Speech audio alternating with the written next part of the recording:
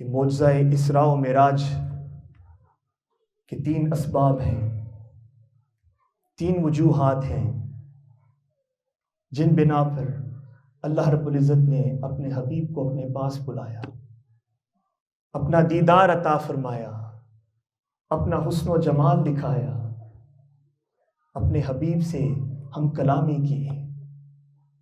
اس کی بنیادی وجہ یہ ہے کہ آقا علیہ الصلوۃ والسلام پر گزشتہ سال بہت ناگوار گزرا تھا۔ آقا علیہ الصلوۃ والسلام کو غم و اندوہ کا سامنا کرنا پڑا، مصائب و آلام کا سامنا کرنا پڑا، جن کا رب ذوالجلال اپنے دیدار اور اپنے حسن و جمال کے دیدار کے ذریعے ازالہ فرمانا چاہتا تھا، مٹانا چاہتا تھا۔ پہلا سبب یہ ہے کہ سیدہ خدیجۃ الکبریٰ رضی اللہ عنہا وصال فرما جاتی ہیں۔ آقا علیہ الصلوۃ والسلام کا وہ سہارا تھی، شریک حیات تھی، حضور کو ان کے وصال کا دکھ تھا، رنج و الم۔ اللہ رب العزت اس رنج و الم کو مٹانے کی خاطر اپنے حبیب کو اپنے پاس بلاتا ہے۔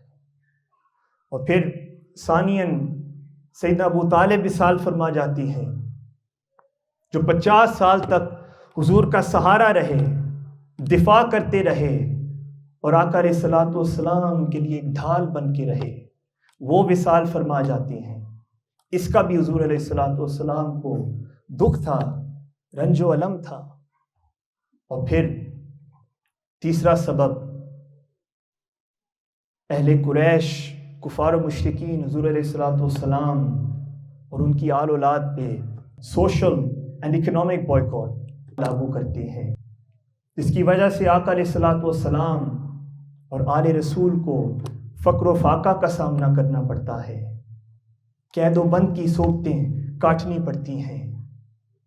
تو ان غم و اندوہ بھرے لمحات، اس مصیبت، اس رنج و الم کو مٹانے کے لیے، اس کا ازالہ فرمانے کے لیے اللہ رب العزت نے حضور علیہ الصلوۃ والسلام کو یہ معجزہ اسراء و معراج عطا کیا، اپنا دیدار عطا کیا، اپنی انوار و تجلیات دکھائیں اور حضور سے اس مقام قاب قوسین پر ہم کلامی کی اور جاتے جاتے ایک تحفہ بھی عطا کیا۔